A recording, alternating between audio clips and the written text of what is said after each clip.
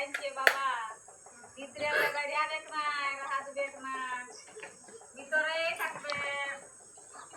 আমরা কেবল নাই কিনবে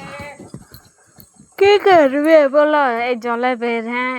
ও করতে রে জল পড়তে পাকা ঘরটা এন্ডে সালা ভাঙা ঘর গা জল পড়ছে যে নাই হচ্ছে আমরা গোটাই বেরিয়ে আছি এদের পাকা ঘরের জল পাচ্ছে হ্যাঁ নাই তো